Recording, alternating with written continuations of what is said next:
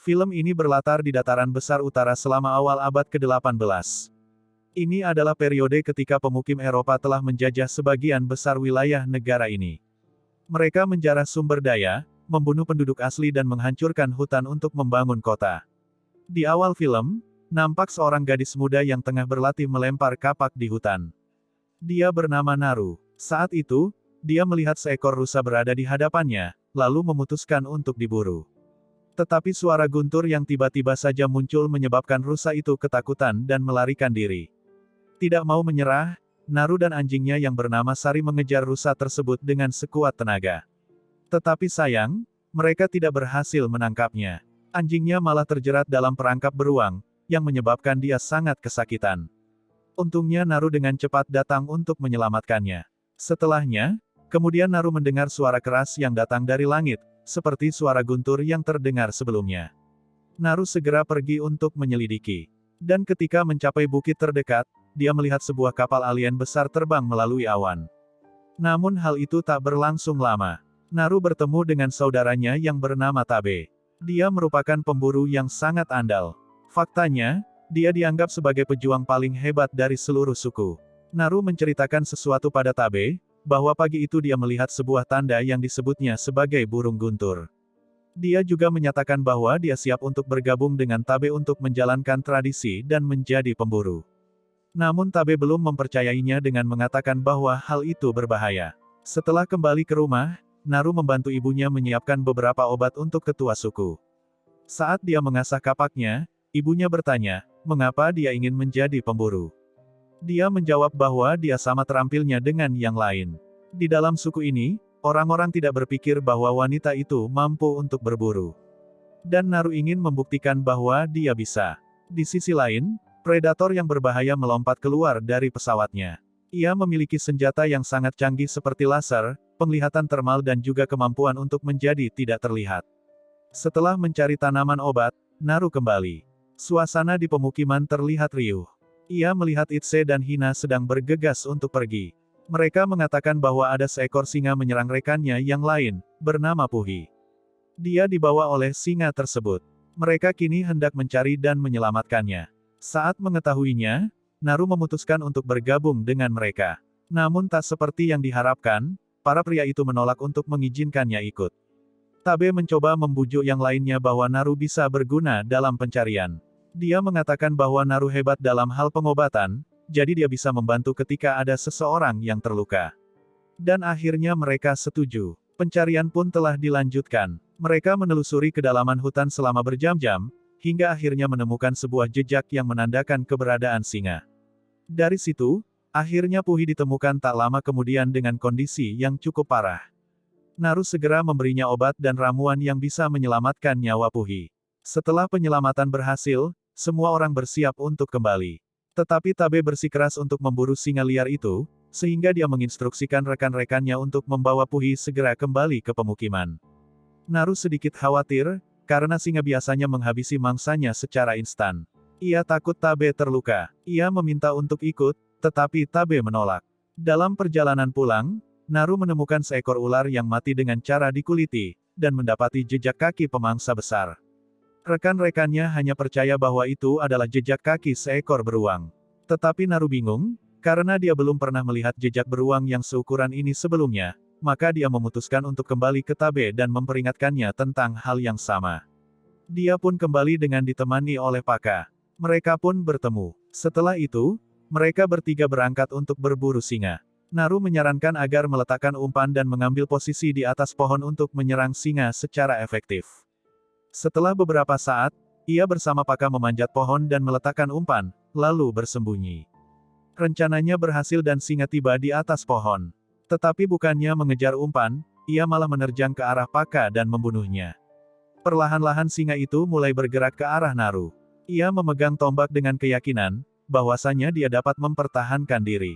Tetapi, saat itu perhatiannya teralihkan pada suara yang berasal dari kejauhan, dan untuk sesaat memberi singa waktu yang cukup untuk menyerang. Naru akhirnya terjatuh dari pohon. Beberapa jam kemudian, Naru bangun dan mendapati dirinya kembali ke pemukiman desa. Ternyata saudara laki-lakinya menyelamatkannya dan membawanya pulang. Tak lama kemudian, Tabe datang dengan hasil buruannya. Dia berhasil membunuh singa itu dan membawa kepalanya sebagai bukti. Penduduk desa bangga padanya. Para tetua pun mengangkatnya ke posisi kepala perang. Namun Naru tetap yakin bahwa ada sesuatu yang lain di hutan. Dia memberitahu Tabe tentang hal itu, dan ingin kembali ke hutan. Tetapi Tabe menolaknya dengan menyatakan bahwa dia belum siap untuk berburu. Karena tidak ada yang mempercayainya, dia memutuskan untuk mengambil tindakan sendiri. Keesokan harinya, Naru bersama anjingnya pergi ke hutan untuk menyelidiki. Setelah beberapa saat, dia tiba di lokasi, di mana dia menemukan beberapa kerbau mati dengan kulitnya yang terkoyak. Naru terkejut dan bingung siapa yang melakukan hal ini, karena kerbau dianggap sebagai simbol kehormatan dan kedermawanan dalam budaya mereka. Di samping mayat-mayat tersebut, dia menemukan sebuah cerutu. Tapi Naru tidak mengetahui apa itu, karena terlihat sangat asing baginya. Naru melanjutkan perjalanannya sampai dia jatuh ke rawa-rawa. Keadaan menjadi lebih buruk, karena ternyata itu merupakan pasir hisap. Naru perlahan-lahan mulai tenggelam. Dia mencoba bertahan dan menyelamatkan diri dengan menggunakan kapak yang ia ikat dengan tali. Hal itu ternyata efektif. Dia pun selamat. Di adegan berikutnya, Naru menemukan seekor beruang besar sedang melahap mangsanya. Biasanya, penduduk desa yang paling berani sekalipun akan melarikan diri dari binatang buas itu, tetapi Naru memiliki tujuan untuk membuktikan bahwa dia ingin membunuhnya dan membawa kepala beruang itu ke desa sebagai piala. Sayangnya, pada detik terakhir tali busurnya putus, dan beruang pun memperhatikannya sekarang. Naru panik dan berbalik untuk berlari. Dia coba mempertahankan diri, lalu bersembunyi di bawah sarang berang-berang. Namun beruang menggunakan indera penciumannya yang luar biasa, dan dapat melacak jejaknya. Saat itu, tiba-tiba predator datang ke tempat kejadian dan menyerang beruang tersebut. Keduanya melakukan perkelahian, tetapi sayangnya beruang dieliminasi dalam hitungan detik. Naru yang menyaksikan kejadian tersebut sangat terkejut, dia segera berenang untuk menyelamatkan diri. Sang predator memperhatikannya, tetapi tidak bereaksi. Percaya bahwa dia bukan ancaman baginya. Tak lama, Naru bertemu dengan rekan-rekannya dari desa. Ternyata setelah dia pergi, saudaranya mengarahkan penduduk desa untuk mencari Naru. Dengan panik, Naru menjelaskan kepada mereka tentang apa yang dia lihat, tetapi tidak ada yang mempercayainya. Sebaliknya, mereka meminta Naru untuk kembali ke pemukiman desa. Naru menolak dan berusaha untuk berontak, namun kekuatannya tak sebanding, dan akhirnya ditangkap paksa. Sang predator tampaknya mengawasi mereka dari dekat menggunakan teknologi canggihnya. 3 laser mengarahkan ke tubuh seorang pria, diikuti oleh panah logam yang membunuhnya seketika. Karena itu, pria lain mulai menembakkan panah mereka ke arah acak, dan salah satu dari mereka mengenai predator. Saat itu, akhirnya predator menampakkan diri. Para pria segera mulai menyerangnya, tetapi pemangsa yang mematikan itu sangat kuat sehingga dia dengan mudahnya membunuh pria itu satu demi satu. Naru melarikan diri dan terjebak dalam perangkap beruang. Sang predator yang mendekat, tampak ingin menghabisi Naru, namun melihat dia berjuang dan kesakitan, predator itu tiba-tiba berhenti. Hal ini membuat Naru menyadari, bahwa predator tidak akan menyerang jika dia tak bersenjata. Pada saat yang sama, beberapa pemburu Perancis tiba dengan senjata, lalu merobohkan Naru dan menculiknya. Di adegan berikutnya, Naru mendapatkan kembali kesadaran dan menemukan dirinya terjebak di dalam sangkar kayu. Dia kemudian melihat seorang pria merokok cerutu, dan mengetahui bahwa dialah yang membunuh kumpulan kerbau sebelumnya. Lalu seorang penerjemah mendekat, dan bertanya apa yang dia ketahui tentang predator. Tapi Naru tidak menanggapi. Mereka mengungkapkan sandera lain, yang tidak lain adalah Tabe, saudaranya sendiri. Naru terkejut melihatnya, tetapi dia tidak bisa berbuat apa-apa. Sesaat setelahnya, Naru dan Tabe dibawa ke hutan. Di sana, mereka diikat sebagai umpan untuk berburu predator. Tabe panik, tetapi Naru meyakinkannya bahwa predator tidak menyerang makhluk tak berdaya. Tidak mengherankan, hal yang sama seperti sebelumnya terjadi. Predator perlahan-lahan mendekati orang-orang itu dari belakang, dan mulai membunuh mereka satu persatu. Sementara itu, Tabe dan Naru berhasil membebaskan diri. Mereka membagi tugas. Tabe berniat pergi mencari kuda untuk kendaraan mereka, dan Naru ingin pergi kembali ke kamp para pemburu yang berasal dari Perancis itu, untuk mencari anjingnya yang juga telah tertangkap sebelumnya.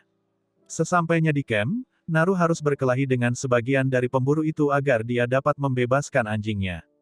Naru berhasil membunuh pemburu yang tersisa menggunakan gerakannya yang mengesankan, dan akhirnya berhasil melepaskan anjingnya dari ikatan. Tiba-tiba seseorang mendekatinya, kakinya telah terputus, jadi dia meminta agar Naru dapat mengobati. Sebagai gantinya, dia menawarkan untuk mengajarinya cara menggunakan pistol. Naru setuju dan memberinya obat yang dapat menurunkan suhu tubuhnya. Saat dia belajar cara menggunakan pistol, mereka mendengar auman menakutkan dari predator. Naru segera bersembunyi di balik pohon, sementara orang yang dia obati itu berpura-pura meninggal.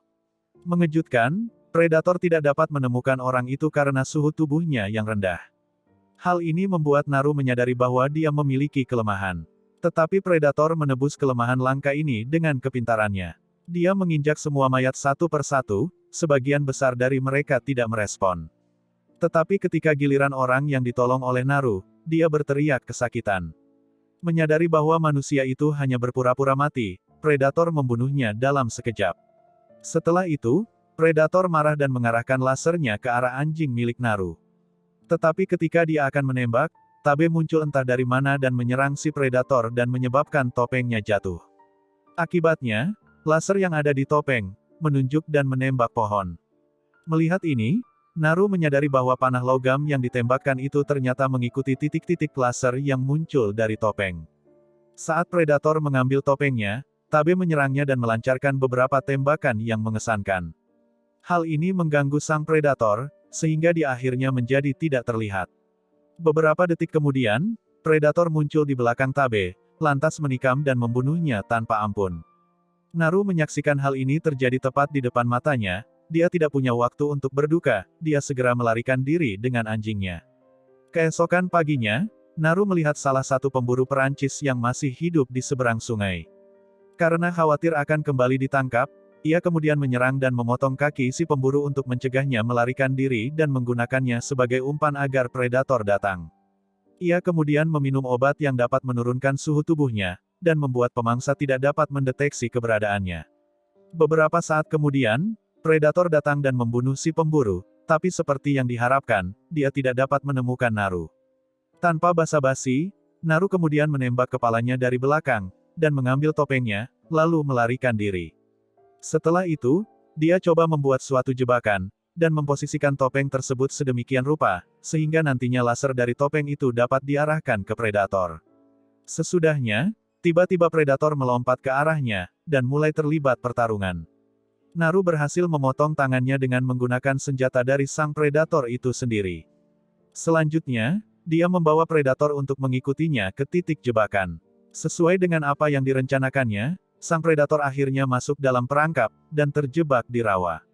Sang predator menunjuk panah logam ke arah Naru, tanpa menyadari fakta bahwa laser dari topeng itu ditujukan pada dirinya sendiri. Ketika dia menembakkan panah logam, senjata itu malah menembus kepalanya sendiri, yang akhirnya membunuhnya di saat-saat terakhir. Naru kemudian kembali ke desa dengan membawa kepala predator yang telah merenggut sebagian besar rekan-rekannya. Hal membuat semua orang bangga. Dia kemudian dinyatakan sebagai kepala perang baru. Dan film pun berakhir.